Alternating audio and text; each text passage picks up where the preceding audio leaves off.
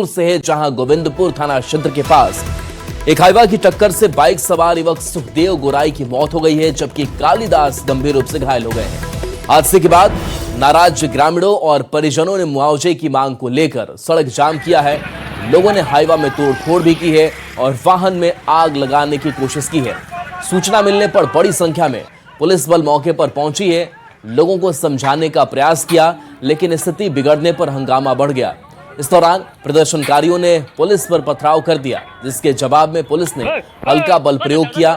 घटना में 4 पुलिसकर्मी समेत कई लोग घायल हो गए हैं, जिन्हें एमजीएम अस्पताल में भर्ती कराया गया है। पुलिस ने मौके से 8 लोगों को गिरफ्तार किया है और 32 लोगों पर मामला दर्ज किया है। हादसे के बाद करीब 5 घंटे तक सड़क जाम और हंगामा जारी रहा। फिलहाल पुलिस ने परिजनों को मुआवजा दिलाने का आश्वासन दिया है। गुस्सा में जाके पत्थर मारे गाड़ी में, प्रशासन तुरंत आई है गाड़ी को रोकने के लिए। हम लोग को रोकने के लिए देखिए कितना सारा भीड़ बुला लिया है। क्यूटीआर फोर्स आ चुका है, कितना फोर्स पहुंच चुका है यहाँ पे। मगर 11 बजे से लेकर शाम का 6 बज चुका है, अभी तक गाड़ी का ऑनर को फोन करके उसको पकड़ कर यहाँ नहीं लाया गया है।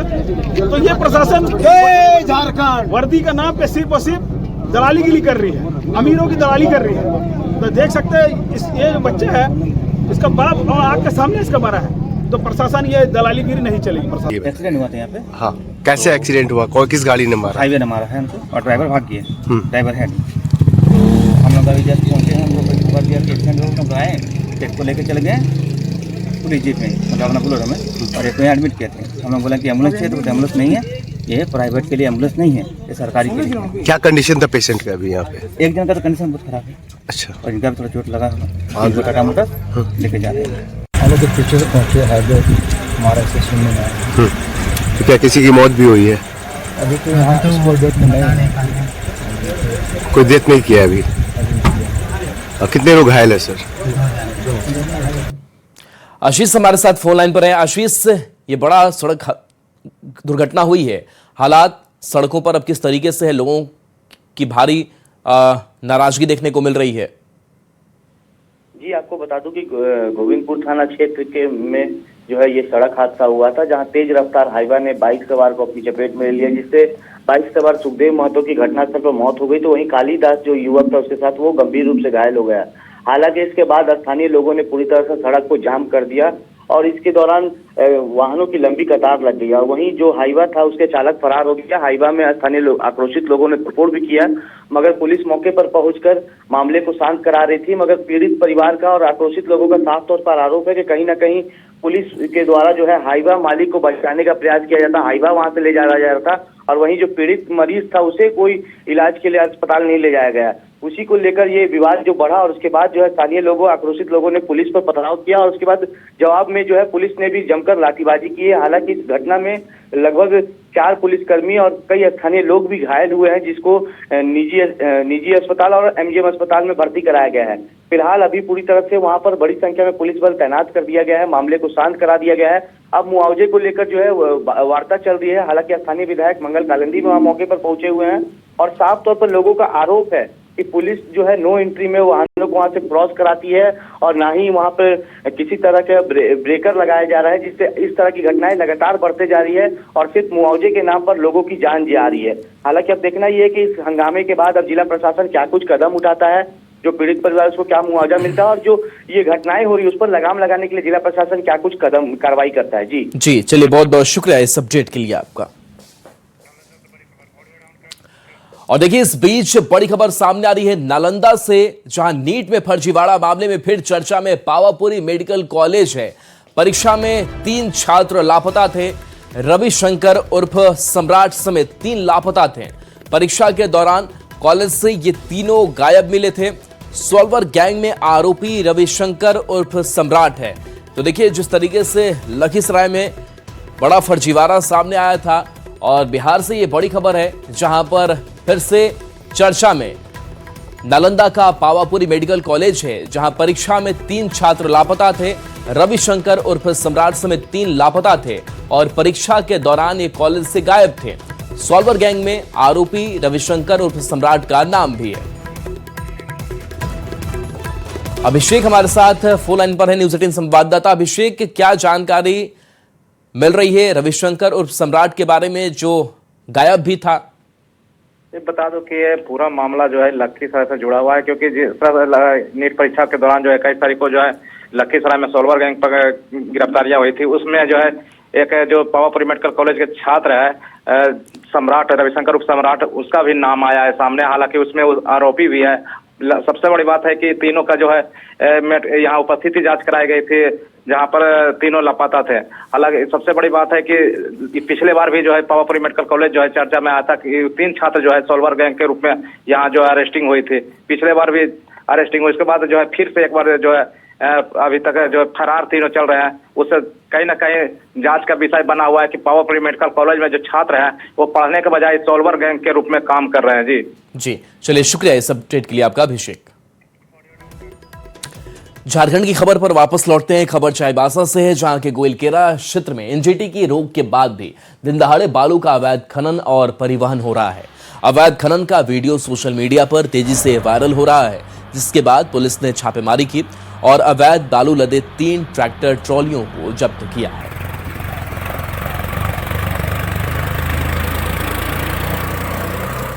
खबर गुमला से है, जहां एनजीटी की रोक के बाद भी डुमरी प्रखंड क्षेत्र में बासा नदी और डूमर डाढ़ नदी से लगातार दिन रात अवैध बालू उठाव किया जा रहा है, जिस कारण बालू माफिया बेखौफ होकर नदियों से ट्रैक्टरों और अन्य वाहनों के माध्यम से बालू का परिवहन कर रहे हैं। स्थानीय लोगों के अनुसार बासा नदी और डूमर डाढ़ नदी घाटों पर देर रात से लेकर दिन के समय तक लगातार बालू निकासी की जा रही है। ग्रामीणों का आरोप है कि इस अवैध गतिविधि से नदी और पर्यावरण को नुकसान पहुंच रहा है, लेकिन संबंधित विभाग और प्रशासन की ओर से अब तक कोई प्रभावी कार्रवाई नहीं की गई है। लखनऊ के कोचिंग संस्थान में लगी आग ने देश भर के कोचिंग संस्थानों की सुरक्षा को लेकर चिंता और मंथन करने को मजबूर कर दिया है। राजधानी रांची की बात करें तो लालपुर इलाका कोचिंग सेंटर के लिहाज से सबसे बड़ा हब है। यहां मुख्य सड़क के किनारे तो छोड़िए संकरी गलियों में भी कोचिंग सेंटर है। यहाँ राज्य भर से बच्चे इंजीनियरिंग और मेडिकल या फिर दूसरी प्रतियोगी परीक्षाओं की तैयारी के लिए रांची पहुंचते हैं और लालपुर उनका ठिकाना बनता है। ऐसे में यहाँ जानना और समझना जरूरी है कि रांची के कोचिंग संस्थान कितने सुरक्षित हैं और राज्य भर के बच्चे कितनी सुरक्षा के बीच पढ़ाई कर रहे हैं।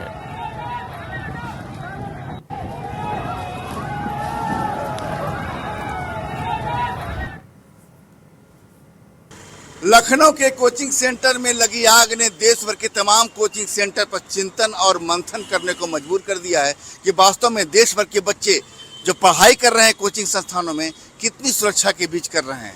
हम इस समय राजधानी रांची के लालपुर में हैं, जो कि कोचिंग सेंटर का राजधानी का सबसे बड़ा हब है।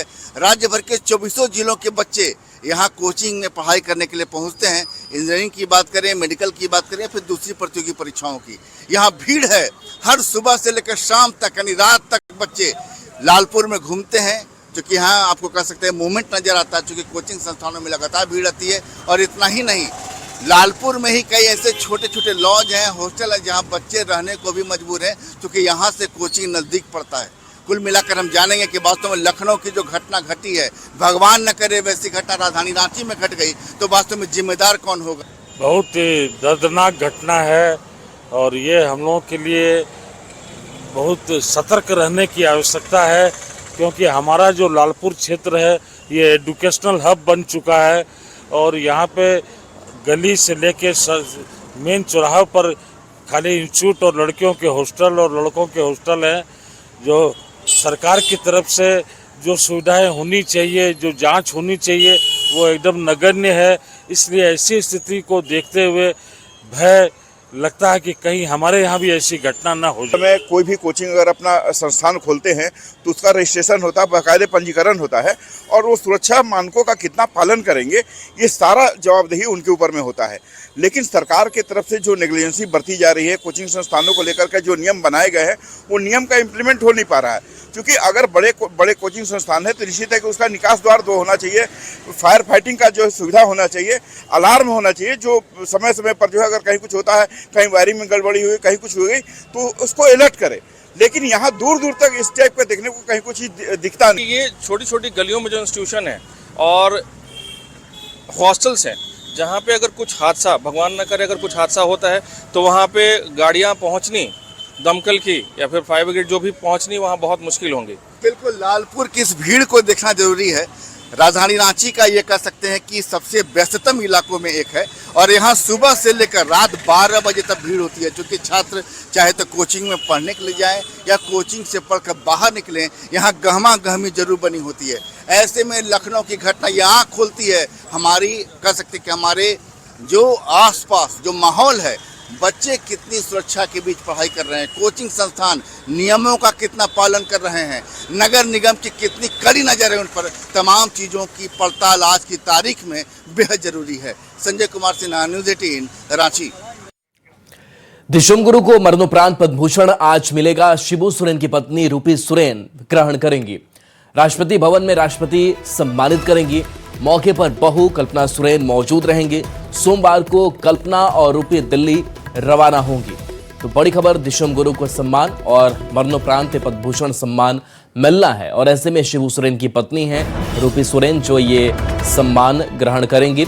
बता दें कि दिशुम गुरु को ये मरणोपरांत सम्मान मिल रहा है। राष्ट्रपति भवन में राष्ट्रपति सम्मानित करेंगे। मौके पर बहू कल्पना सोरेन भी मौजूद होंगी।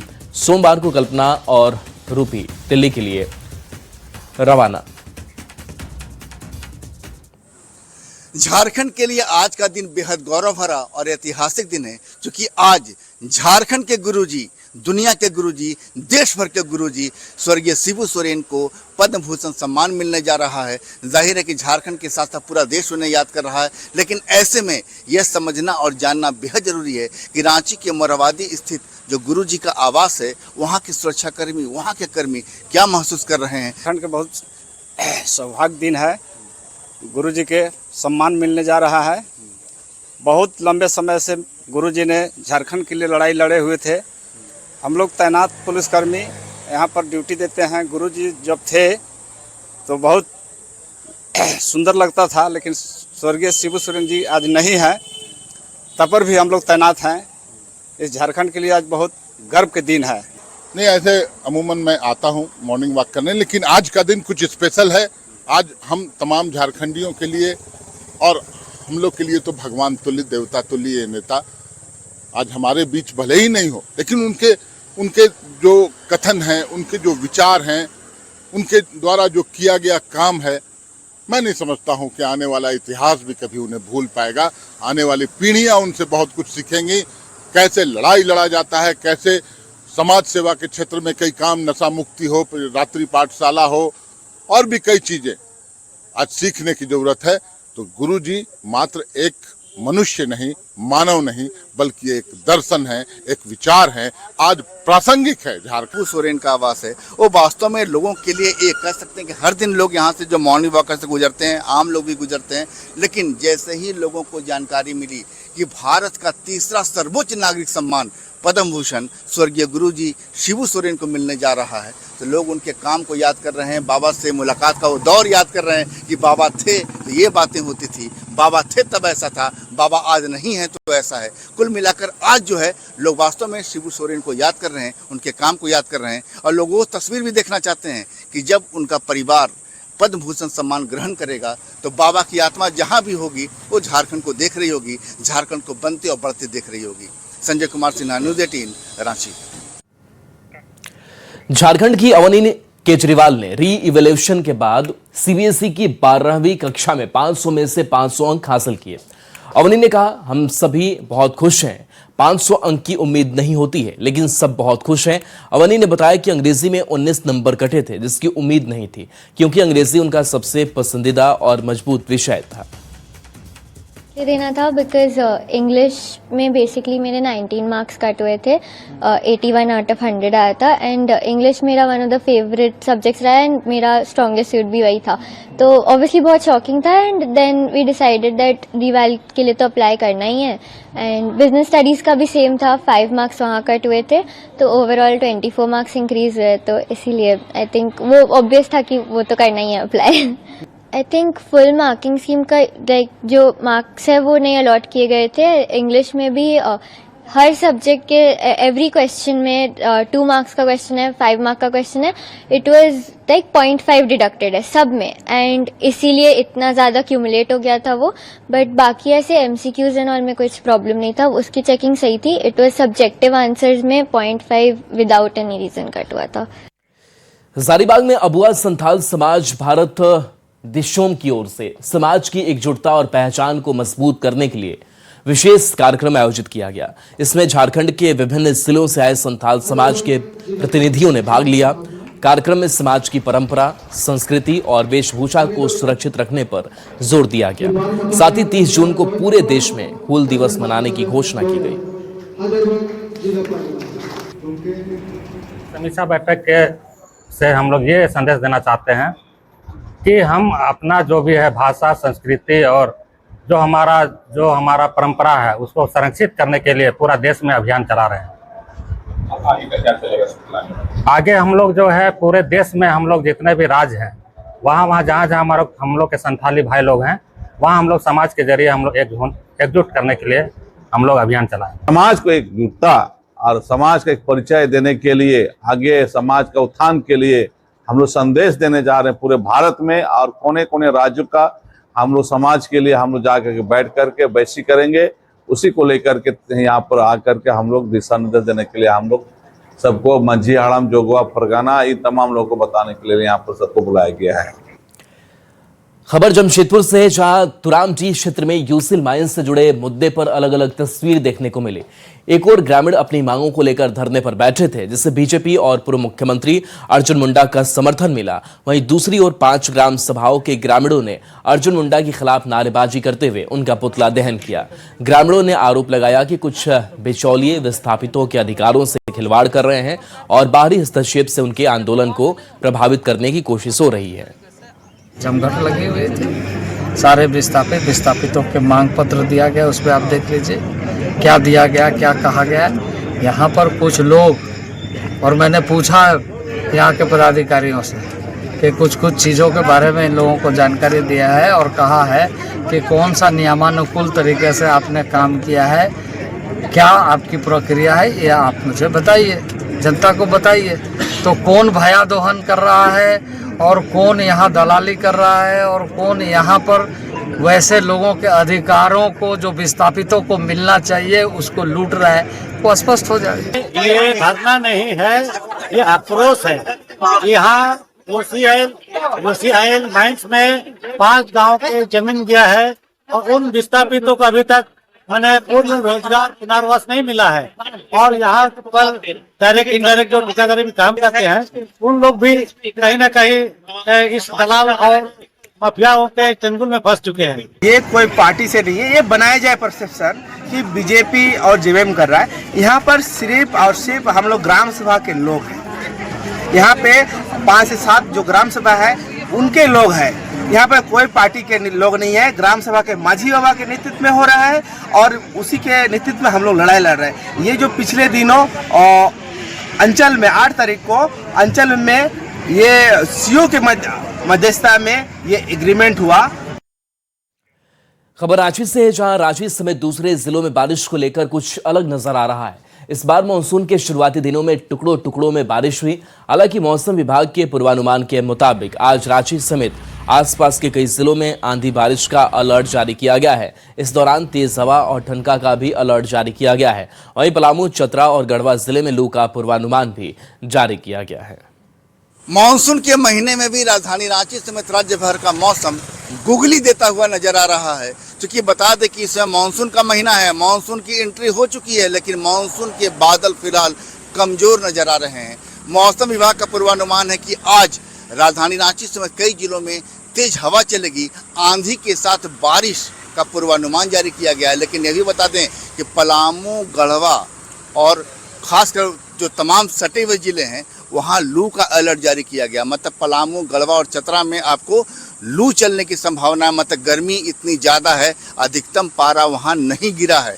ऐसी स्थिति में वहाँ जो है आपको गर्मी का जो है पूर्वानुमान जारी किया गया। लेकिन ये बता दें कि राजधानी रांची की बात करें तो आज 50 से 60 किलोमीटर प्रति घंटे की रफ्तार से हवा चलने की चेतावनी जारी की गई है। साथ ही ये कहा गया है कि मानसून फिलहाल बहुत ज़्यादा सघन अवस्था में नहीं है। मानसून के बादल इतने मजबूत नहीं है कि लगातार बारिश हो। टुकड़ों में बारिश की बात की जा रही है, टुकड़ों में संभावना व्यक्त की जा रही है कि मानसून जो है इस बार टुकड़ों टुकड़ों में होगा। और ऐसी स्थिति में रांची और आसपास के ज़िलों में, हालांकि कल भी बारिश हुई लेकिन वैसी बारिश नहीं हुई जो बारिश मानसून की बारिश होती है। छिटपुट बारिश हुई है रांची और आसपास के ज़िलों में। कुल मिलाकर समझ जाइए कि अभी जो बारिश मानसून के महीने में शुरुआती दिनों में देखते थे, उस बारिश का अभी भी झारखंड को इंतजार है। संजय कुमार सिन्हा, न्यूज़ 18 रांची। खबर रामगढ़ से है, जहां मानसून की बारिश में उतार चढ़ाव के बीच किसान खेती में जुटे हुए हैं। मानसून की कम बारिश के कारण किसान मकई, बादाम, रहर समेत तिल लगा रहे हैं। किसानों ने बताया कि मानसून की जितनी बारिश होनी चाहिए थी वो अब तक नहीं हो पाई है। ऐसे में मकई, बादाम, तिल और रहर लगाने का यह उपयुक्त समय है। किसानों ने बताया कि ज्यादा बारिश होने पर धान का बिहान लगाएंगे। रामगढ़ जिले में किसान मानसून का इंतजार कर रहे हैं। हालांकि मानसून की बारिश जो है 13 जून से शुरू हो गया है, लेकिन काफ़ी कम बारिश हो रही है, जिसके कारण किसान जो है चिंतित हैं। देख सकते हैं इस वक्त मैं रामगढ़ के नगर परिषद क्षेत्र के घुटुआ में हूँ और किसान जो है अपने खेतों में आ चुके हैं। यहाँ पर जुताई शुरू हो गया कि ट्रैक्टर के माध्यम से। हालांकि कम बारिश हुआ है, इसके कारण इनकी चिंता जो है वो बढ़ी हुई है। फिलहाल जो है मकई, बादाम और रहर लगाने का जो काम है यहाँ पर किसान शुरू कर रहे हैं। किसान है, क्या आपका नाम है? बिक्की बेदिया। तो ये मानसून का बारिश कम हुआ इस बार, क्या करें, हम लोग तो उम्मीद में है कि जल्द से जल्द बारिश हो, ताकि हम लोग जो जिस हिसाब से हम लोग अपना किसान लोग जो खेती करते हैं हम लोग उसको कर पाएं। तो लेकिन हम लोग तो क्या लगा रहे हैं? तो अभी हम लोग फिलहाल मकई और रहर और बादाम और तिल वगैरह हम लोग अभी बुनाई कर रहे हैं। लगता है। हाँ, और जब ज्यादा बारिश होती है तो हम लोग हरा सब्जी जो होता है, जितना हरा सब्जी वो सारी चीज लगने लगता है। और धान का भी उस समय, हाँ, उस समय धान का भी प्रचलन चलता है। फिलहाल अभी आप मकई और ये सब लगा रहे हैं? जी, बादाम लगा रहे हैं। और मकई बारिश कम हुआ इस बार? हाँ, अभी मकई लगा रहे हैं कम बारिश में, बादाम लगा रहे हैं, लहर बुन रहे हैं, तिल लगा रहे हैं। तो मानसून का बारिश कम हुआ है अभी कम हुआ है। ज्यादा जब बारिश होने लगा तो धान का फिर रोपेंगे। देख सकते हैं किसान जो है खेतों में आ गए हैं और फिलहाल कम बारिश हुई है, इसके कारण जो है मकई और बादाम और जो तिलहन पर दलहन फसल होती है उसे लगाने का काम यहाँ पर किसान कर रहे हैं। ट्रैक्टर लेकर के आ गए हैं। ज़्यादा बारिश होने के बाद जो है यहाँ पर धान का बिहन किया जाएगा और उसके बाद जो है, हालांकि यहाँ पर मानसून ने फिलहाल जो है किसानों की चिंता बढ़ा रखी। तो देख सकते हैं यहाँ पर किसान जो है वो फिलहाल जो है मकई और बादाम और रहर लगाने के काम में लगे हुए, क्योंकि बारिश कम हुई है। ज़्यादा बारिश होने का इंतजार इन्हें भी है, उसके बाद जो है धान का बिहान ये करेंगे। जावेद खान, न्यूज़ 18 रामगढ़। न्यूज़ 18